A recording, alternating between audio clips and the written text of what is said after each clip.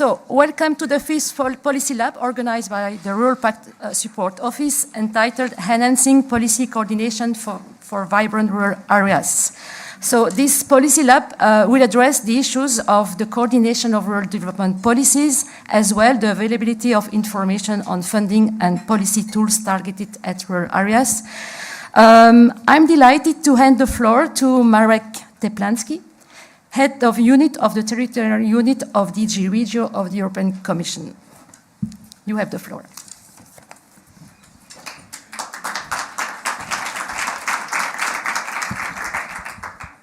Thank you very much, and good morning, everyone.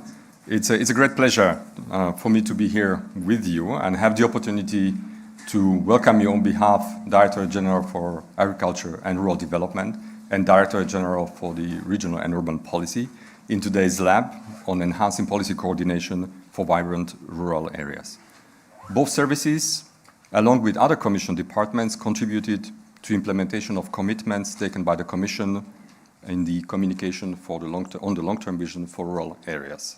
A public account of this work was presented in the report published by the Commission earlier this year, and I'm sure that many of you had opportunity to look into that report and get acquainted with the deliverables, with the actions which were undertaken.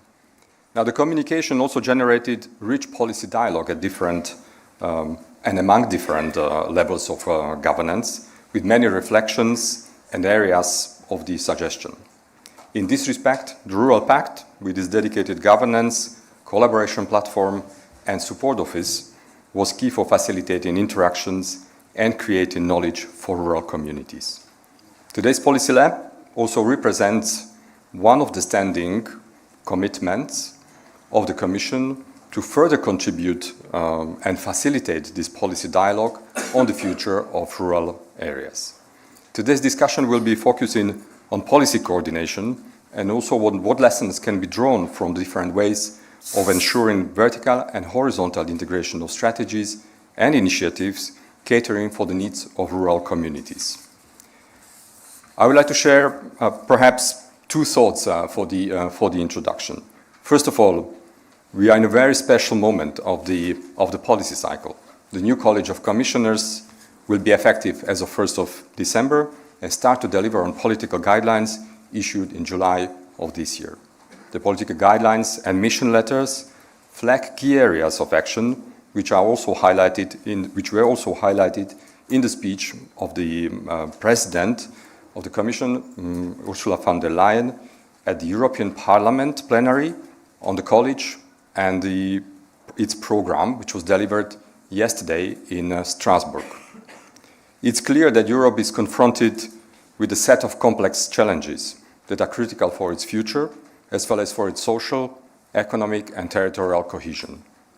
The green and climate transition, demographic challenges, rise in geopolitical instabilities, accelerated technological change are only some of them.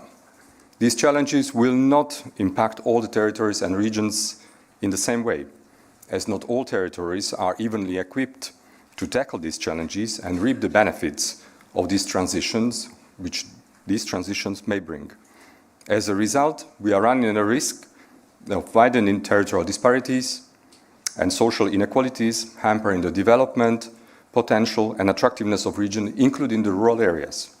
There is a need to have a clear understanding of these asymmetric impacts in order to design right policy responses tuned to the needs of specific territories and communities.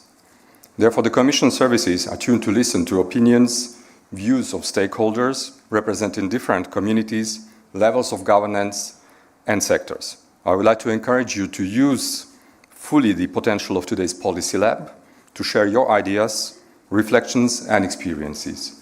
This is an important contribution to the reflection on the design of the policy tools of future.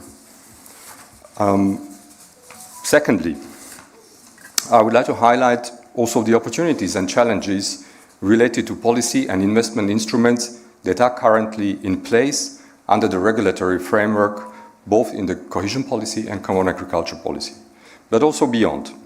While it's important to reflect about future, we should not lose sight of the possibilities available at our hand right now. There are important investments that are planned and need to be initiated and implemented. Better coordination, stronger integrated approach, involvement of different territories are certainly possible also in this current context. There is certainly room for adjustment, for better alignment and stronger involvement of these communities.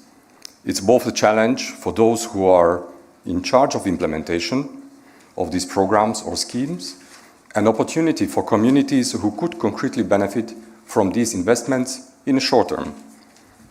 Effectively ensuring social, economic and territorial cohesion, making communities thrive, requires shared understanding of drivers, mechanisms and principles that ensure harmonious development of the EU.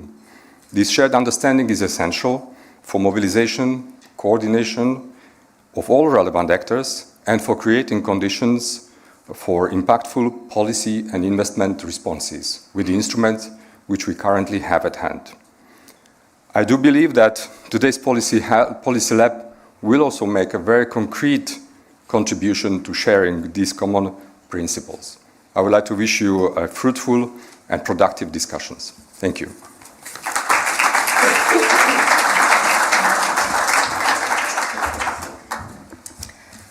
Many thanks, Marek, to putting the day's work into policy context and perspective. I'm sure that we will have the opportunity today to come back on the different elements of your introduction. Now I will give the floor to my colleague, Urszula Budzich-Tabor, who is policy analyst at the Rural Pact Support Office, who will introduce the day and present the program of the different sessions. So you have the floor, Urszula.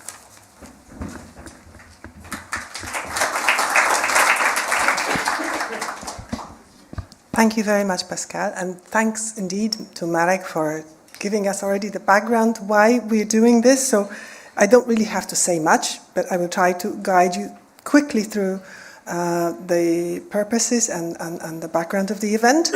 Of course, we start with what the Rural Pact can do, and we are the space where all the actors can come together and work for the rural areas.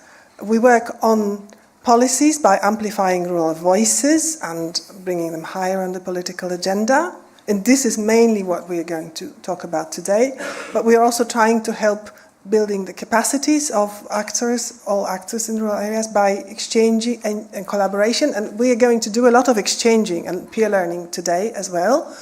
And then we are also wanting to stimulate action and encourage commitments. That will come maybe as a result of our event later on. So the direct direct rationale for this topic at this moment is that in March, the European Commission has published a report on the rural vision, on the implementation of the rural vision, key achievements and the way forward, or ways forward. And it asked 9 questions. Some questions have sub-questions, but there are major questions about the rural policies for the post-27 period. So the ones that Marek mentions that we're starting to concretize now how the architecture of the EU funding is going to look like for rural areas. And 2 questions in particular are of interest for us in this event. One is about the policy tools to ensure integrated support.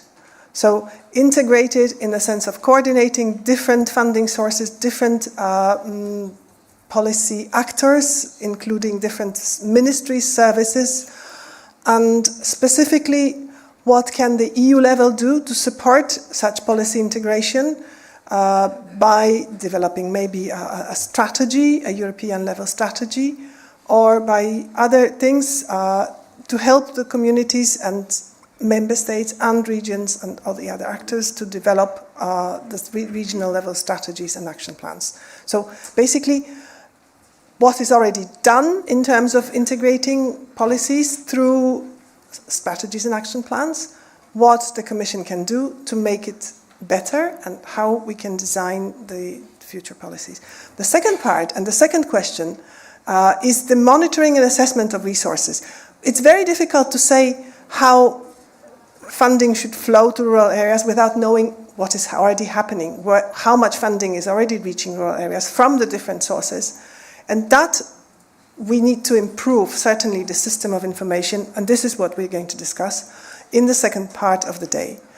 Now, you have been very active wanting to join us in this event. We have had a lot of registrations, and you see that a majority of you, this is like the whole list of accepted participants. Majority is public authorities, but there's also quite a lot of civil society and representation, and of course EU institutions. All the actors involved in policy making, also local action groups and so on. So these are the typical stakeholders that that have joined the Rural Pact, or if have not yet joined. We hope that you will join the Rural Pact and work together with us for rural areas. We have 24 member states present and some countries, non-EU countries, present as well for us. So, well, use that opportunity of this variety of actors to exchange and to work together as much as possible. We will try to keep you active. We will try to find different ways to make you speak. Then we will have, of course, in the coming session, some keynote presentation from OECD, which gives us an even wider perspective and more food for thought. But then we will have presentations from 3 member states who will be contributing their experience, how they are dealing with this question of integrating rural policies. But we will also have a contribution from the Hungarian presidency about the work that is being done within the context of the presidency on rural issues. And then we will put you in breakout rooms where you will be discussing this topic further. And I will introduce the breakout rooms later, so I will not talk about them now. Just to give you a little reminder, we published last year a policy briefing about how to make the Rural Pact happen at member state level. We very much encourage you to refresh your memory. I'm sure you have already seen it, but it's translated in all the languages, so you can find it in your own language. And there are 7 ingredients of making the Rural Pact happen, and we are particularly today focusing on 4 of them, because that's what the integration of rural policies is about. So having a designated government member, having a vision and strategy, hopefully having improved data system and rural proofing, governance systems to coordinate, and mechanisms to integrate different sources of funding. So this is the structure of the guide, of the briefing, which we encourage you to not just read, but also to use and promote it in your member states. And in the afternoon, we will focus a little bit on this monitoring of funding in rural areas. We will see how the study carried out last year, what they managed to find about funding in rural areas, but what is also being done in the Commission services, in the different directorates general. We will have presentations from the 3 DGs, and then again a little bit of work in breakout rooms, although this is a topic that we'll be treating a little bit lighter in this event. We're also going to continue this working on data, rural proofing and so on in further events. And then we will, of course, have some closing remarks. I would really like to encourage you to be active, to be contributing, to be sharing your experience, taking also the examples and experience from others as useful. And yes, and that's it. Thank you very much.